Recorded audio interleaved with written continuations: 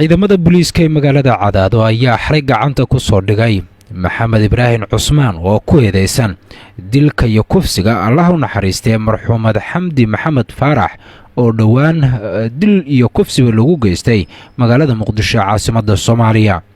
taliyaha saldhigga booliiska degmada Cadaado laba xidigle Cali Maxamed Xasan Cali Dheere oo warbaahinta kula hadlay saldhigga booliiska magaalada Cadaado ayaa faahfaahin ka bixiyay howlgallada ciidamadu ay sameeyeen iyo sidoo kale eedeysanahan ay gacanta ku soo dhigeen waxyaabaha lagu tuhmay. wuxuu ku saabsan yahay shirkeenan jaraa'id kiiskii dilka ahaa ee gabadhii laga tuuray hoteelka Muqdisho taariikhdu markay ahayd 11 bishii 9aad abaara 7 saac iyo bar. kiiskaas markaan ka helay information iyo amaamir taliskeena good aan u hawlgalnay si dhab ah aan isku daynay in yaawd inaan wax ka ogaano waxa soo galay degmada iyo waxa ka baxaya iyo waxa ku dhex jira dhammaan hawlgelinay ciidamada booliska Soomaaliyeed waxa noo soo gashay 24 saac kadib inaan gacanta ku soo dhigno eedeysane Maxamed Ibrahim Cusmaan oo ah ninka lagu eedeynayo inuu ka dambeeyay falkaas xanuunka badnaa ee ku dhimatay Xamdi Maxamed Faarax. ilaahay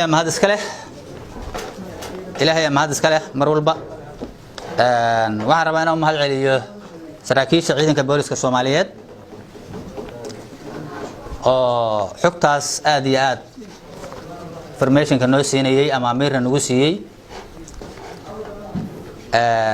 haddii heer guud taliyaha ugu sareeya booliska Soomaaliyeed taliyaha xigeenka taliyaha galmudug taliyaha xigeenka dhammaan saraakiisha booliska Soomaaliyeed waxaan dareemaynaa inay taagnaayeen waxaan wadaagaynaa xog joogta oo saacada waxaan ognahay dadka Soomaaliyeed oo dhan inay taagan yihiin oo taagnaayeen. waxaan rabnaa inaan cadeyno ninkaas inuu gacanta lagu hayo sharcigana mari doono ama amirta labaad ee saraakiishuna siiyana ay yihiin in lagu soo celiyo sharciga oo aan diyaarad saarno caasimadana aan geyno Muqdisho.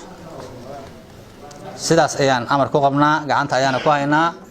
waa kan garabka bidix fadhiya. waxaan soo qabanay 6 saac iyo 43 daqiiqo xalay ayay ku guuleysteen ciidanku waxaana aad iyo aad ugu mahad celinayaa saraakiishii ka qayb qaadatay waxaan aad iyo aad ugu mahad celinayaa ciidamada booliska oo inta iyaguna u taagnaa waxaan aad iyo aad ugu mahad celinayaa dadka shacabka oo macluumaadka nala soo wadaagayay iyo barnaamijyada oo xiriirka na siinayay waxaan aad iyo aad ugu mahad celinayaa saraakiisha sarsare naga caawinayay nagana gacan siiyay barnaamijkaas inaan ku guuleysano gacanta ku soo qabana ninkaas. rumaantii waxaan uga taxsiinaynaa ummadda Soomaaliyeed arinkaas xanuunka badan leh ee ay ku dhimatay Xamdi Maxamed Faarax. Allah u naxariisto ayaan leenahay samar iyo iimaan Allah naga siiyo ayaan leenahay